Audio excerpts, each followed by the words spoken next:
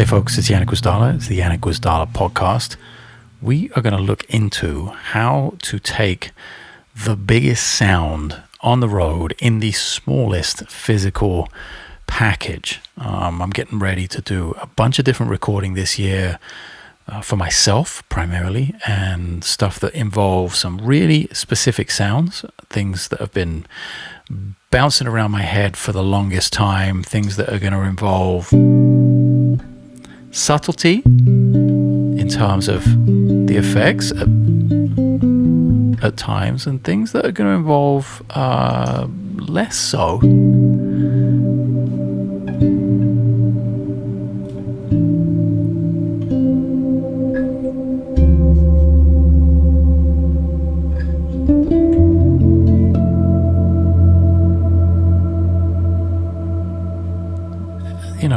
But really, I think the goal at the end of the day for a lot of this stuff, for a lot of the melodic playing I'm planning on doing, and for a lot of the textures and soundscapes I intend on creating, it's the ability to leave a note out there, like I did just then, like I left that E out there, and just kind of let it hang and do its thing, and not have to play busy, not be forced into playing dense. Really let the harmony speak before it moves. So I want to get into kind of a few of the ways that I've arrived at very recently, this week actually, could put a few things into perspective and give you a look into maybe a tutorial, a master, whatever you want to call it, just a look behind how I'm getting these sounds, basically. And I guess it's no secret, especially if you're listening with headphones or on a decent set of speakers, there's no secret probably that this is in stereo. And I guess the first thing I should hold up to the camera is this little new little secret weapon. I've talked maybe very briefly about it before. Of course, the cables aren't freaking long enough. But this is the Canvas Stereo DI from Walrus Audio. Unfortunately, not a sponsor of this video or the podcast. I pay full price for it, but it is quite the little gadget in terms of being able to do this and not having to lug, a Bradshaw rack around the world with me, like just tons of gear.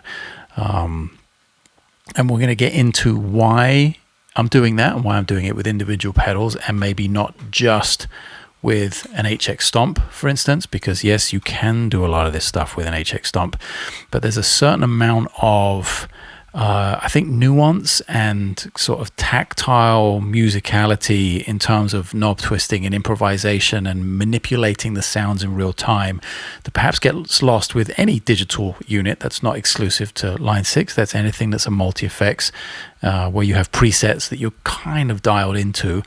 The two main things in the end of my signal chain here that I'm going to be sort of programming and working on the most are the Golden Verb by Universal Audio Effects and the Del Verb.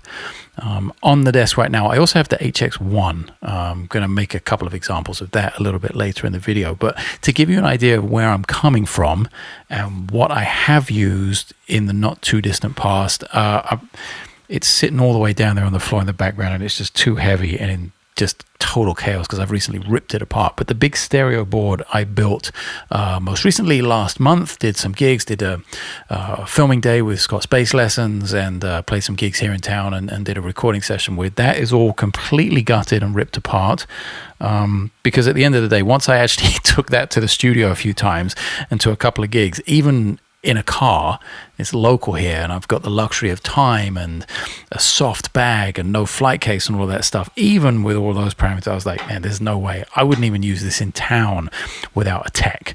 So maybe today's video, the main theme of today's video is how to get all this stuff on the road without having to have a tech or somebody else carry it for you, or without doing your body a lot of damage over the course of a tour.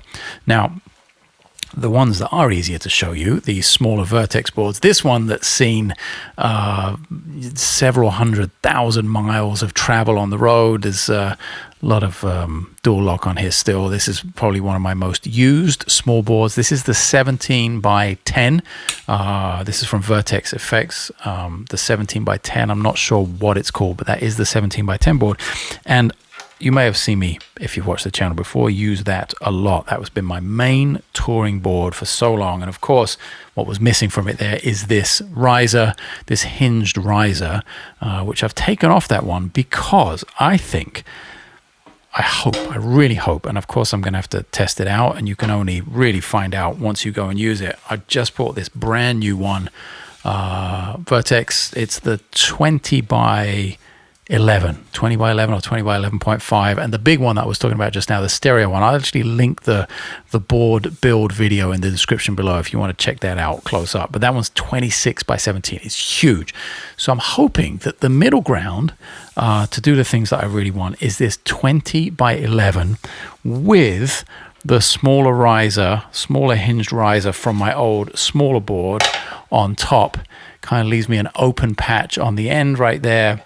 I'm thinking of, because something I've noticed that I think I want, just for certain situations that I'm going to find myself in. It's another Vertex product, actually. Again, Vertex not sponsoring the video. I don't think anyone's sponsoring this video, actually, in terms of, maybe I got this boost for free, actually. Okay, full disclosure, maybe Mason gave me this boost pedal. But I'm definitely considering this being in the final build of this new board. It's the Vertex, what do they call it? Is there a fancy name for it? I guess not. I don't know. But what it is, it has top jacks, which I really like for saving space. And it has a notched, let me see if I can get this by the mic. It has a notched knob on it, which I really dig. Like, you can really dial it in and leave it in a specific place, or kind of recall a specific place. So once I find the sweet spot, I'm going to be able to, know exactly where that is to go back to.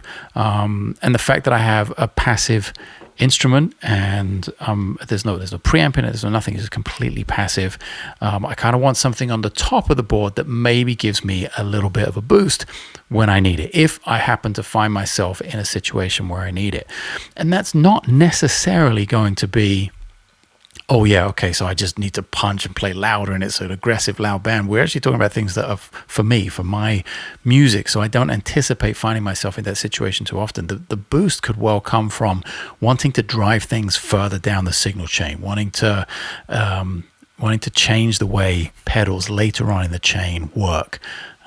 So having a little bit extra power in the front end of the signal chain could be really useful. I am going to be using underneath the board just in case I need it, and of course to have a clean DI pre-effects. It's a bit of a fancy way of doing it, but it is actually a really nice thing to have a clean DI in the beginning of the signal chain so it's not affected by anything. If I need it, I'm going to be taking my JHS color box with me. That's going to go underneath the riser. That will be one of those either always on or always off pedals, depending on, it's not something I'm going to need to get to a lot and switch on and off, is what I'm saying. And for those situations where you really do want to shape the sound of the instrument and shape the EQ and like I said, drive a pedal further down the chain, like I think this is a great tool to have, not only on the road and live for a room that's maybe a little weird and perhaps there's a certain frequency you want to find and roll out, or you're lacking maybe in your sound, you want to give it a boost, but also in the studio for dialing in different sounds. And this does actually act as a pretty amazing overdrive pedal when you put it in the high gain mode. So I think it may be like some of the Beatles stuff where they would use a console to drive to create a distortion sound. I heard a story about somebody asked someone, Paul McCartney maybe, about, hey, how did you get the sound on that thing? And the answer was something like, oh, we didn't use it. What pedal? That was the question. What pedal did you use? And, oh, we didn't use a pedal. We just overdrove one of the channels in the mixing console. So kind of using a concept similar to that at some point in the studio will be super fun. That'll go under the board. The reason that I have that on the table though is actually not primarily to talk about what I'm using as a potential preamp and overdrive on the board, but we're gonna slide off topic, or maybe it's on topic, we're just gonna slide over to this bad boy for just a second. And this is the 10-year anniversary JHS color box. It brings up the question, are aesthetics important? They're exactly the same circuit. It is exactly the same pedal sonically, but visually, I mean, get in the comments. Tell me which one you like the best. Do you have a preference? Does it matter? And are the aesthetics, not only as you can see with the color, but with the knobs as well? It has that feel of those old Neve knobs on this new one. This is not mine. This is a friend of mine, and he ordered it expecting it to be ready for the NAMM show. He was visiting the NAMM. He's like, oh, I'll just order it to you, and you get to check it out, and then I can pick it up at the NAMM show. Then if you follow JHS, they went out and sold like 8,475,243 of these, and because he was one of the last people to buy it in that particular batch, shipping was delayed. I get to keep it for a little bit longer. I'm probably not actually going to use it that much because it's his and I already have one. But I am curious, and maybe I'll do a video with this, about having two identical DIs like this as my stereo situation at the very end of the signal chain. So when I'm doing stuff like I hinted at in the beginning of the video, maybe we'll actually make that a little more extreme now. When I'm going for these big stereo, these wide sounds.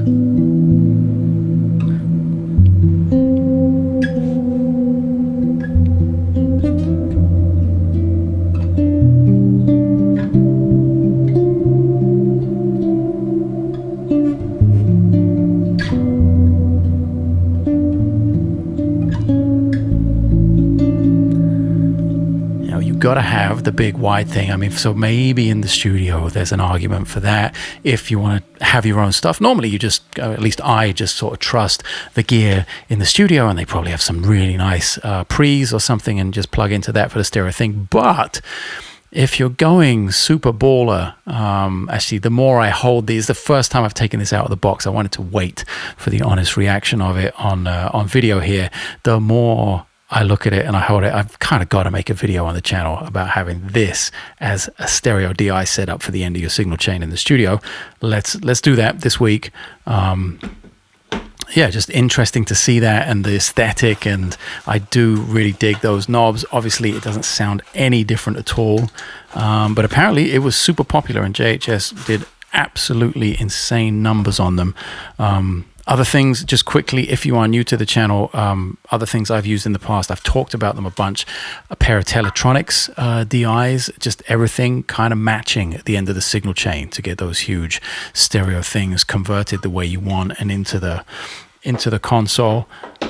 So again, but that's, really bulky. When we look at my kind of new secret weapon here, the canvas, the stereo canvas from Walrus Audio, it is, it's smaller than one of those Teletronics. And when you put it up next to the JHS color box, I mean, we're talking like color box is twice the size. It also does twice the things. Don't get me wrong. This is not one is better, one is worse. They just function completely differently.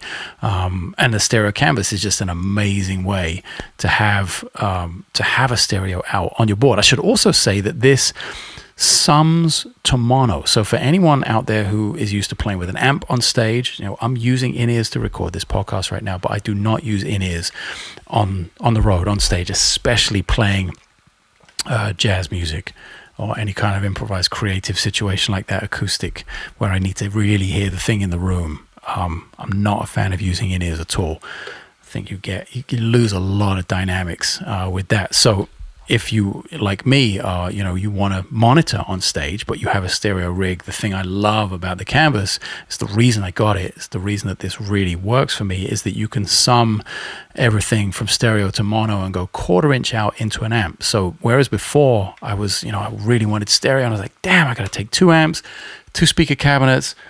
That's really expensive to backline on the road. It's a ton of gear to carry out to a gig, which I tried a few times here in LA, and I was just like, absolutely no, there's no way, that's not sustainable. So this is, as long as you're okay with just the feeling, the monitoring, like you don't necessarily need to hear your stereo image on the stage, which is kind of whatever anyway. The few times I did put rigs on stage, it was nice, the sound was big, but it wasn't like it was so much better that I couldn't live without 2 amps on stage, especially for the, again, put this into context for the types of smaller venues I'm playing and the type of music I'm playing. Who knows when you're on a massive stage. I don't know if Justin Chancellor plays in stereo or any of those huge rock guys. If Muse use stereo bass or whatever, maybe it really works to have the amps on stage. Then I would guess that they were all on in-ears because they play such large venues at the end of the day, so maybe it doesn't matter. I don't know. But for me, this tiny setup really works. I can come out of this canvas, and I've tried it, and it really feels good. I can come stereo, stereo, stereo in the rig, but then come out mono into the amp. So I feel the air move. I feel a little bit of pressure. I feel the weight of the instrument. It's something to play to. I think, the drummers I work with appreciate that as well. We have a good balance on stage. It's kind of a drag with no bottom end on the stage for a lot of drummers I know. And I'm not talking about loud at all. I'm just talking about moving some air and having some presence and being able to feel the energy of the instrument. Because we really just don't, at least it's not an upright bass, we really just don't generate any sound basically compared to a drummer or the rest of the band. So yeah, that's where I'm at with the end of the signal chain. These are some of the things. I've got some things sitting here as well, like this Caveman Audio BP1 Compact. I have a pair of those. Again, these are like 1073 clones, but they're huge, they're heavy. These are even bigger than the color box. If I put a Caveman BP1 next to the color box, it's like about 1.5 times the size, and far heavier as well. So good luck if you're taking a pair of these bad boys out on the road. They sound incredible, don't get me wrong, but yeah, it's just really like not feasible the way we travel, especially in my little world, my little hermit kingdom of jazz. It's really economy of weight is and space is kind of the most important thing when it comes to putting all this together. So to that end, I've had to make a couple of sacrifices. I love the Meris Autobit Junior so much. The stutter and the bit rate, the sample rate reduction and the bit crusher, and especially the filter. But it's a drag. I've talked about it before. It doesn't have a blend knob when you use the stutter. So I've just kind of resigned myself to the fact that when I do use the stutter, it's going to not be optimal, but I will put it in series earlier on in the chain in mono to be able to use the filter, the bit crusher, and the sample rate reducer. That way I can take out, that way I don't have to have a separate filter and a separate sample rate reducer on the board. So it's kind of doing 2, 3, maybe even 4 things in one. Who knows? Maybe I'll actually get more things dialed in with it as I go. But I'm kind of committed to that going on the board. Of course, I'm going to have the HX Stomp. I'm still not sure whether I'm going to put my harmonizer stuff in stereo yet. Let's see, because I do want the auto bit after the HX Stomp, so it can modulate an effect and kind of process all of those harmonizer sounds. Today I don't have all of that plugged in. This is more about the clean sound going into reverbs and just giving you an idea of how much power that gives you. And right now I'm just on the Delverb, which, if you're not aware, is I was going to say half and half. It's actually more like 85% delay and 15% reverb. And you just have one knob for the reverb. It's a mix knob, that's it. It's a preset that you put in with the phone, and then you have one knob that controls how much of it you have. So you can go way, way down. There.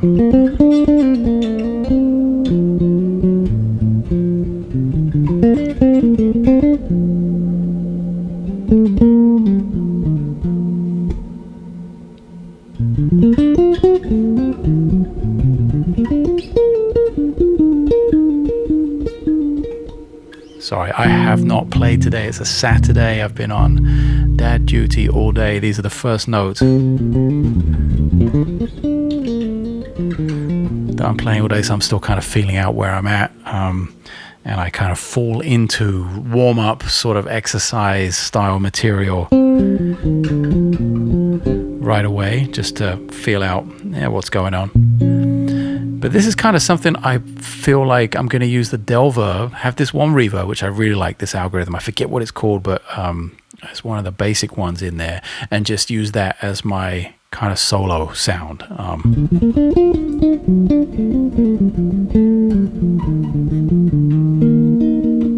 So it's not, there's a long trail on it, and it kind of creates a pad in the background, but it's not washing out the sound. The notes are still quite defined. You hear the attack of the notes.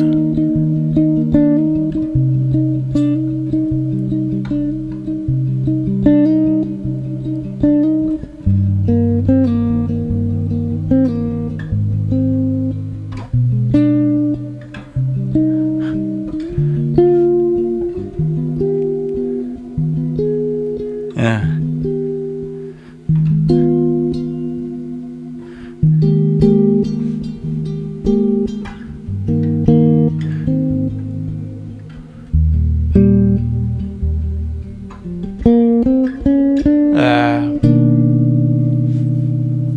The brain is not switched on yet.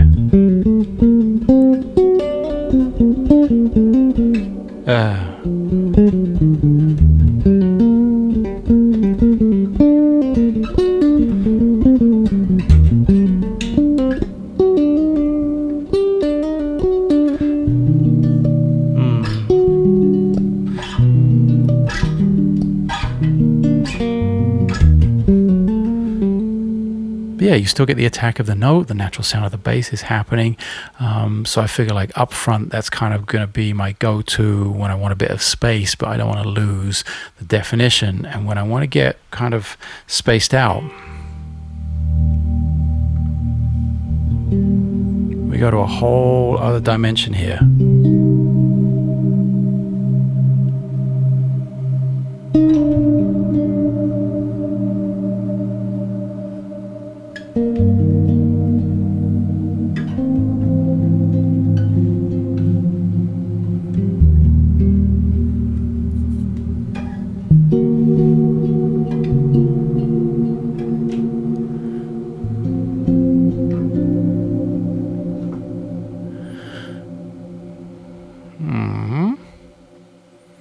I'm getting a text. Did I just miss an earthquake? That's normally what that text from my wife means when she goes, uh-oh. So, brain is sort of firing in all different places right now. Okay, she's taking too long to reply. Let's keep going here. We're going to find out. Oh, not an earthquake. Apparently there are fireworks going off outside. And I'm blissfully unaware. Now, where was I? I think there's... Yeah, of course I've got in-ears on, and you know, I'm here, I'm recording the podcast, I'm talking about pedals, I've got this whole, you know, I'm on a bit of a mission right now, but it's nice to feel, as soon as I hear that sound, as soon as I hear that reverb and that long tail, and I sort of start to get lost in the music, which is really nice feeling to have. And just letting the fingers go where they want to go, hopefully coming up with little ideas like this. I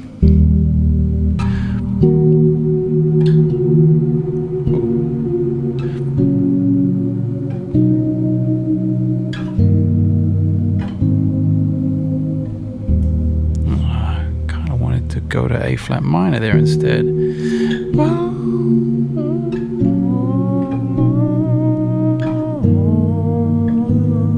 Like that, yeah. So it's 4 minor going to 1 again, sort of borrowing from other keys. It's nice when that side of my brain, the switch is on and I don't have to think about it, and it's sort of just, it goes there. And at the end of the day, that's really what I'm looking for with all of this stuff. I don't want the pedals to be a distraction. I want them to be as much a part of my process and of the improvisation as possible. And that comes, you know, that's not just, oh, I picked the right pedals so they all work great and I don't have to think about it. I have to practice for sure. I think everyone probably listening knows that. Like, you've all been there and like hit the wrong button and be like, oh crap, where am I now?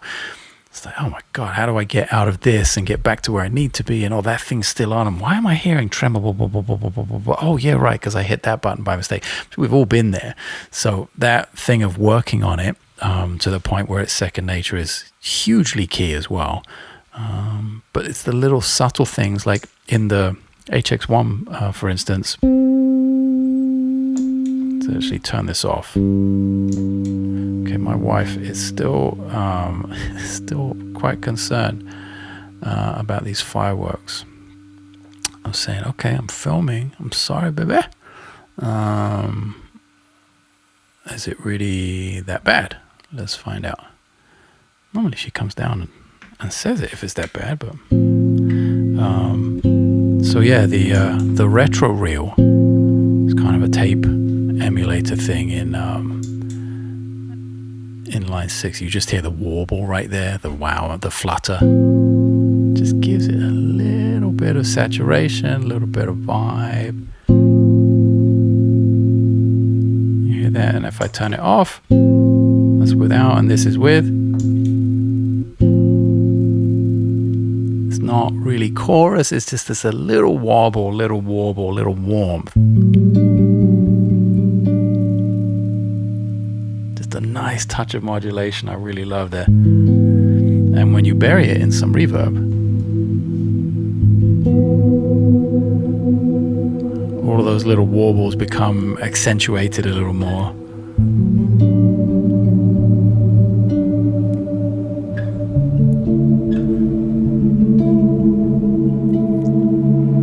And especially in stereo. So I should explain, I'm coming right now, this is a very small setup. There's only 3 pedals that are active here. I'm coming into the HX1 in mono. Just straight from the instrument, and then everything going out is stereo. So stereo out of the HX1 into the Delverb, into the golden reverberator, into the canvas, into the DAW, into the computer. So my split right now is the HX1. Not sure if that will make it on the board, if I have room for it. There are still some question marks there. I want to be taking some classic pieces, obviously some sort of octave pedal, some sort of subharmonic, which is going to be the Mantic. Managed to snag box and papers, almost brand new Mantic recently. So Mantic Hulk, which is the look at this, brand spanking new. Look at this, is like absolutely mint. I wish I could shout out the cat that sold it to me, but I can't remember the name. I had to. I should have looked that up beforehand. But yeah, I've got a spare one of those. Those are unbelievably great. In fact, why don't do I have the necessary cables? Yeah, of course I do. It's going to make a clunk, I would imagine, to plug it in. But one of the things I love, isn't that coming out? One of the things I love about the low end stuff, pushing it through reverbs, is what that does to it. I mean, the results are sometimes really astounding. Am I selling this way too hard now? It's just going to fall flat. I hope not. Let's push this Mantic Hulk. Oh wow! Well, that just completely maxed out everything on the computer. Sorry to your ears, ladies and gentlemen. Let's back that off a little bit.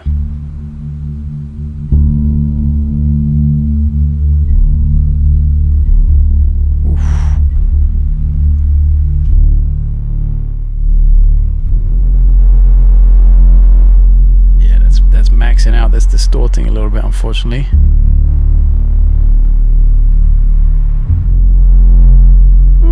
But actually kind of in a quite pleasing way. Maybe I'll bring the power down a little bit and we can get a more controlled version of that. Very soundscapey. And if I just put the retro reel on as well.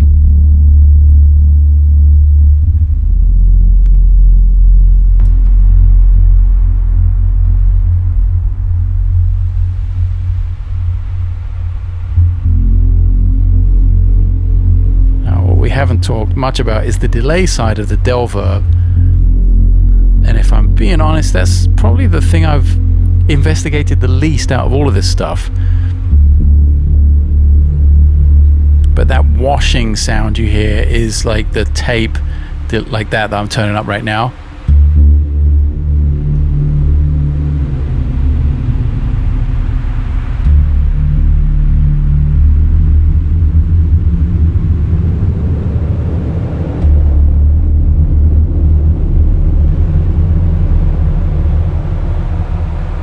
And that's what I'm talking about in terms of like turning knobs and being creative and being able to do stuff in real time, do stuff on the fly. That's maybe not something that's so accessible with any kind of multi-effects. And of course there are controllers, there are exceptions. Don't hate me in the comments there. Don't blow the comments up with, well, did you know about the blah blah blah 45 3x dash blah blah blah? Yeah, I do. I know about all of them. But for the purpose of this video, I'm talking about it from my perspective and what I need as a bass player, as an improvising musician, as an artist, and specific to some of the projects that I'm looking forward to recording this year. And of course, I'm getting used to this new bass and all of the different sounds that can come out of it. In fact, I'll go back to the Delverb just to be on a little bit of a simpler reverb here. And kind of go through some sounds because I've got no tone in this right now, no tone control, so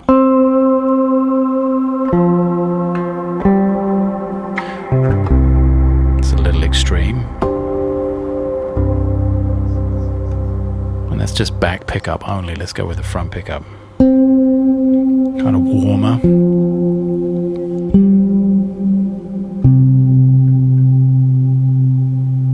It's just reverb and the bass right now. There's nothing else.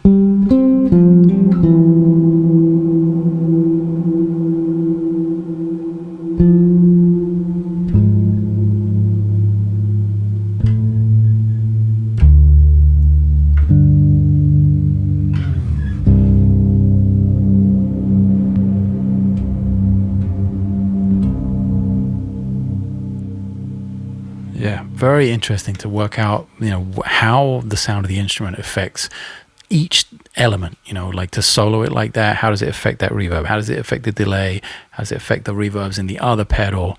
How do I dial in those presets? How quickly can I get in control? The controls are very basic. It's volume, tone. So there's not a lot to remember here.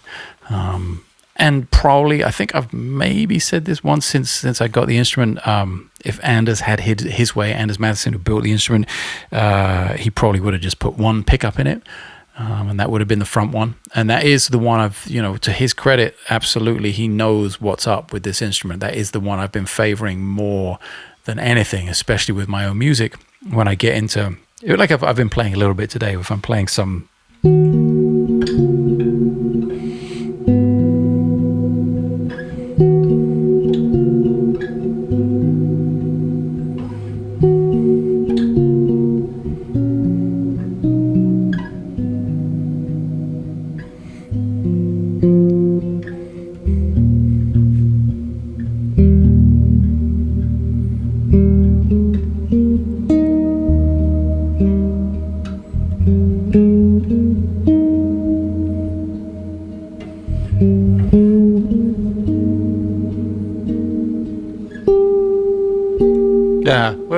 I didn't. That was not what I heard.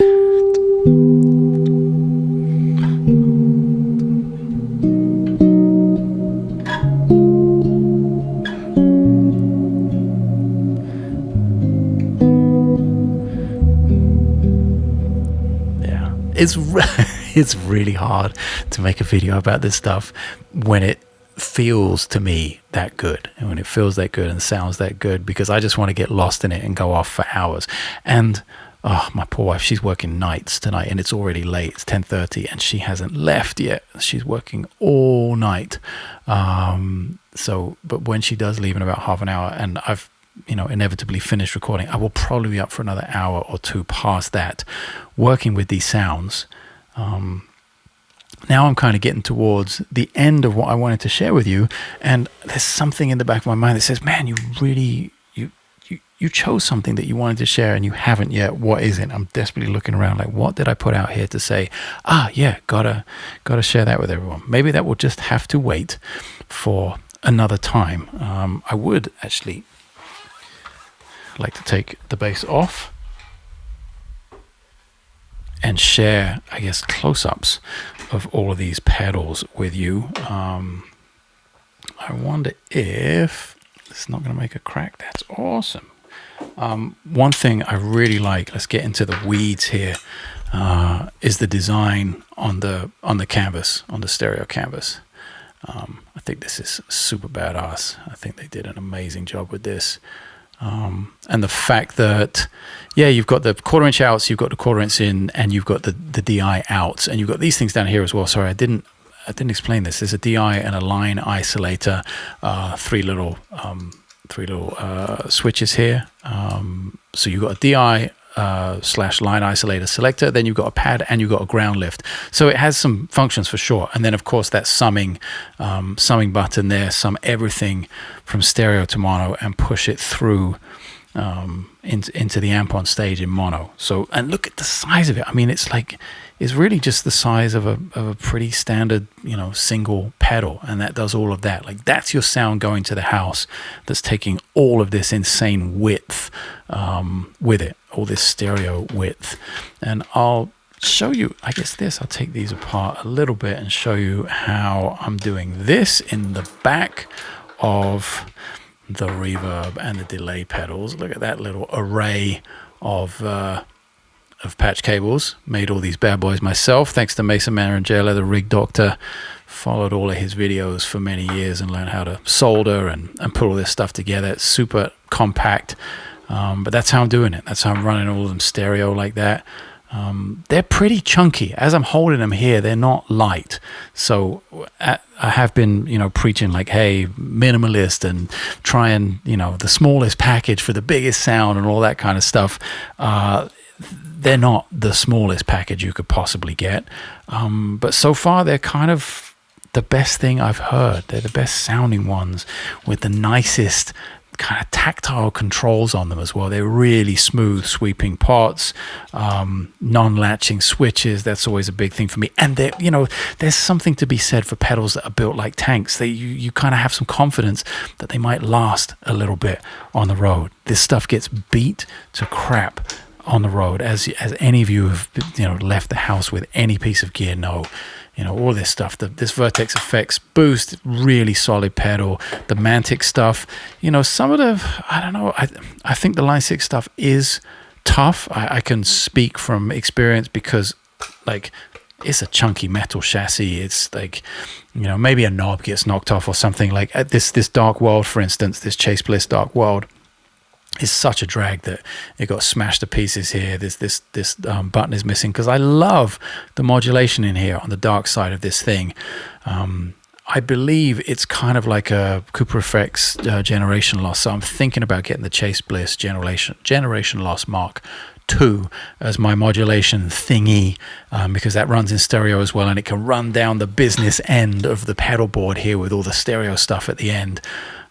This all goes into a stereo looper, by the way, before it hits the DI box. And you can run the Autobit Junior in stereo as well with TRS, but the stutter is in mono. So there continue to be so many puzzling things with this unit. I went and looked. They have a 500 series unit of this, and I was like, oh, maybe I'll put a 500 series unit on the board, and then that doesn't have the stutter. So man, oh man, I wonder if with the release of the Enzo, the larger unit, and the LVX and the Mercury X not that long ago, maybe the next one from Meris will be a large box version of the Autobit Junior, and they can fit a blend knob in it and all of the things that we want, maybe stutter in stereo, because it sounds really incredible. And then, the Line 6, the HX1, it's all stereo. There are so many things you can do with it. It's been, ever since I got it late last year, I want to say. Yeah, kind of Thanksgiving, but late last, somewhere like that. Ever since I've had it, it's been on the board pretty much. It wasn't on the last big stereo board because I had so much other crap going on there. But this is especially when you put it on a small to medium-sized board, the utility of this, I think, is kind of priceless.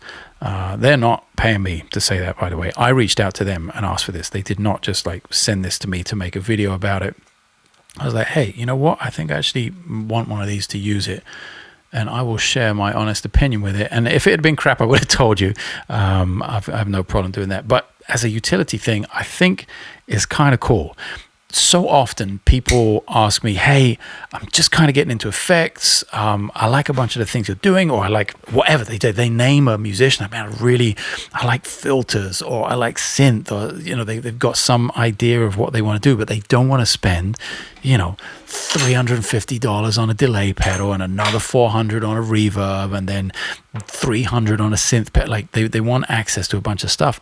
For the longest time, I've said, well, for $600 or whatever these are, get a Line 6 HX Stomp, because then you have access to every type of effect, basically, and amp and cabinet and microphone, all those kind of things in one unit. I think that goes triple for the HX1, because not only is it a fraction, it's half the price or less, and you still have access to all of those effects, minus the amp modelers and the IRs. But yeah, for the beginner, or just not even the beginner musician, but for the beginner pedal enthusiast, I think it's really hard to go wrong with an HX1, just to get access to a bunch of stuff. Listen to a bunch of distortions. Maybe you think they sound amazing, you don't have to buy a distortion pedal. Maybe you think they sound like garbage and you're like, but I kind of like where that one is going. Then you know what it feels like, what it sounds like, and you know where to go. And you're like, well, shit, I'm going to use this because the delays sound great, but I'm going to get a distortion pedal or a fuzz or whatever it is.